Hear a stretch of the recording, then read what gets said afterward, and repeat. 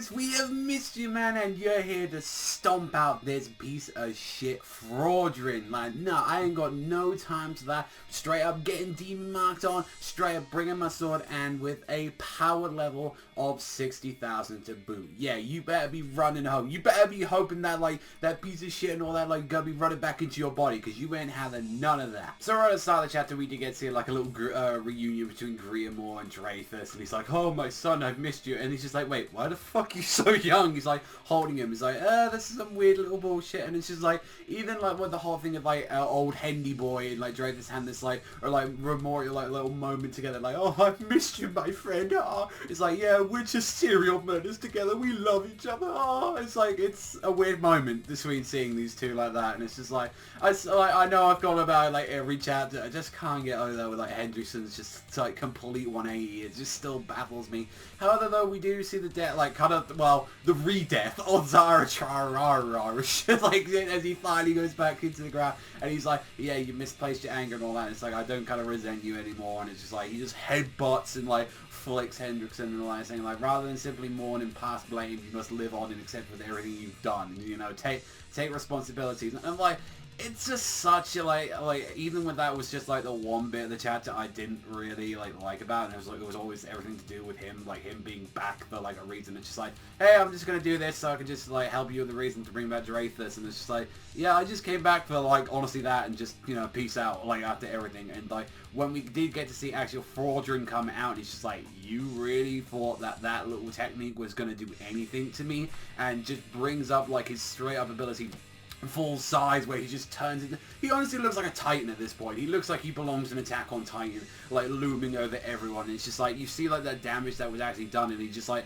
oh, it's just on my foot compared to like what everything, you know, like my actual power is. And like, even when he comes in, straight up Meliodas comes running in just saying, yo, what the fuck's up, everybody? Like, trying to deal with your shit. And he just straight up, even like with this like power level, he's just straight up beating the living dog shit out of him. He's just like, yeah, by the way, that was my clone. And it's like, you know, a power level of 30,000. It's just like, oh, I'm gonna split it back up again and all that. And it's just like, yeah, that's what happens like with like Lost Vein actually does. It just splits up your power level, and it's just like, oh, by the way, I'm now up to 60,000, and like when he's just like, what's the matter, Fraudrin? You got a cat, got your tongue and all that, and it's like, I love completely crushing any hope you've ever felt, like, and savoring that like despair written all over your face, and it's just like, there is no better feeling, and everyone's like, Meliodas, are you okay? And it's just like, straight up the demon mark is all over his face and all that, and people are like, is that really Meliodas going on today? And I was really out, because like, this is like,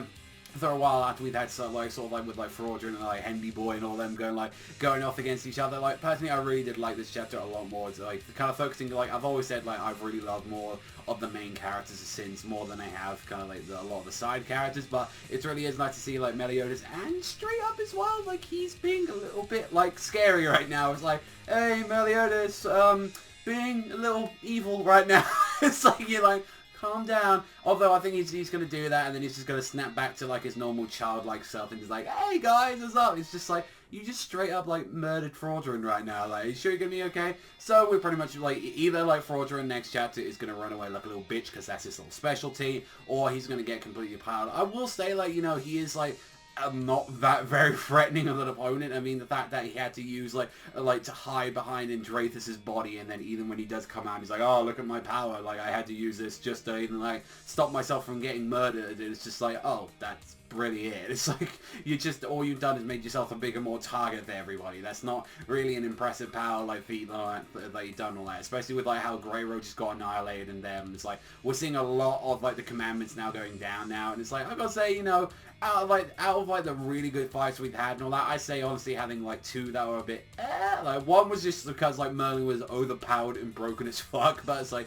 Fraudrin, you always, like, it's in your name, you'll always be a fraud, you always will. It's just simple, clean facts to that. But overall, I really did enjoy this chapter of 7 Deadly Sins. I thought this was a great one. Really am looking forward to where it's going to be going. And I definitely think, like, the whole Meliodas being evil thing, I think that's still a little bit his old side coming back into him, but I don't think that's going to really matter too much like about it. I honestly think he's gonna have that and then just be like back to his childish self and go, hey guys, what's going on? It's like, and everyone's like, yeah, maybe not the 110% faith yet in Meliodas. Like, I'm not gonna be going into that trust yet. But overall, I really did enjoy this chapter a lot. Definitely gonna give this one an 8.5 out of 10. Really highly recommended. Honestly, bits that let it down is like, oh, the Zarathustra stuff. I'm kind of like glad that we're kind of done with him now, but even still, it's like, still don't like the fact that he just came back just to revive, like pretty much like get rid of like Fraudulent. And it's like, oh hey, now we've got Dreyfus back with like no consequences whatsoever, and it's just like, now that we've got these characters back, and it's like, what kind of matters because it's like they're clearly not even like